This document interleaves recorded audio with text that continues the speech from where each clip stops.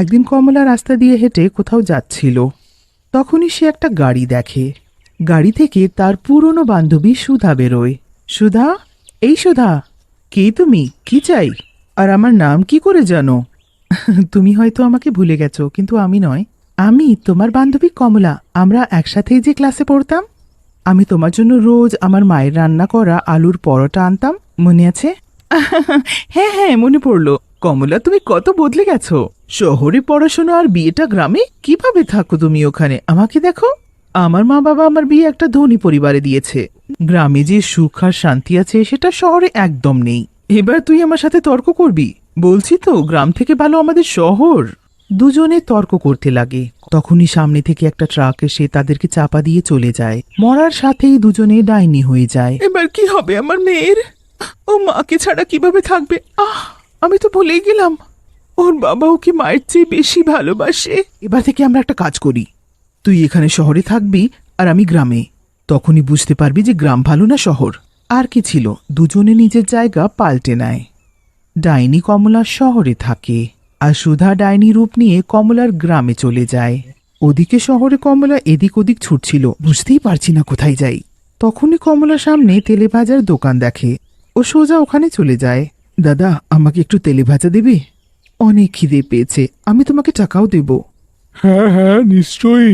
যেই ওই লোকটা মাথা তুলে ডাইনিকে দেখে, তো ওকে দেখে ভয়ে কাঁপতে লাগে। তুমি প্রথমে কেন বললে না যে তুমি একটা ডাইনি?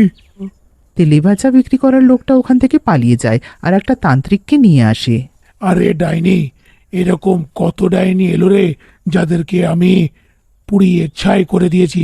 এক্ষুনি দেখ, একে মজা দেখাচ্ছি। তান্ত্রিক থলি থেকে ছাই বার করে আর মন্ত্র পড়ে। এই তান্ত্রিক আমাকে শেষ করুক, তার আগে আমাকে এখান থেকে যেতে হবে। ডাইনি তখনই ওখান থেকে গায়েব হয়ে যায় আর একজনের বাড়ি পৌঁছয়। ওদিকে ডাইনি সুধা বিচরণ করতে থাকে। সুধা বেশ মজায় এদিক ওদিক দেখে যেতে থাকে। তখনই সে কয়েকটা বাচ্চাদের খেলতে দেখে। এই যে দেখো, গ্রামের বাচ্চাদের। আমাদের শহরে বাচ্চারা সকালে উঠে স্কুলে যায়, আর এদিকে গ্রামের বাচ্চাদের দেখো মাটিতে খেলছে। পড়াশোনা করার নেই। সারাটা শহর ঘোরার পর কমলা হঠাৎ সুধার বাড়িতে পৌঁছয়, আর দেওয়ালের উপর তার ছবিটা দেখে অবাক হয়ে যায়। এইটা তো সুধার বাড়ি মনে হয়। হ্যাঁ, নিশ্চয়ই সুধারই বাড়ি। আরে ভালোই হয়েছে যে ওই সুধা নিজের থেকেই মরে গেল। ও যতদিন ছিল আমরা তো দেখাই করতে পারছিলাম না। ডাইনি চুপি চুপি সব দেখতে থাকে। তখনই কমলা ওর কাছে চলে আসে। আমি তোমার কথাই মনে করছিলাম, ভালোই হলো তুমি এলে। আর হ্যাঁ, একটা কথা তো আমি বলা ভুলে গেলাম। আমি তোমার বাড়ি গিয়েছিলাম। তোমার মৃত্যুর এখন 2 দিনও হয়নি, আর তোমার বর অন্য মহিলাকে বিয়ে করলো। সে এবার তোমার বাড়িতেই থাকে। সুধা এই সব শুনে কাঁদতে লাগে। আমার বর প্রতারণাপূর্ণ বেরোলো। কিন্তু কমলা, তোমার বর আর মেয়ে অনেক ভালো।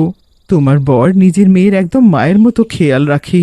আর গ্রামের লোকেরা, ওরাও খুব ভালো। দুটো ডাইনি নিজের জায়গা পাল্টানোর পর বুঝতে পারলো যে দুটো জায়গাই দরকারি।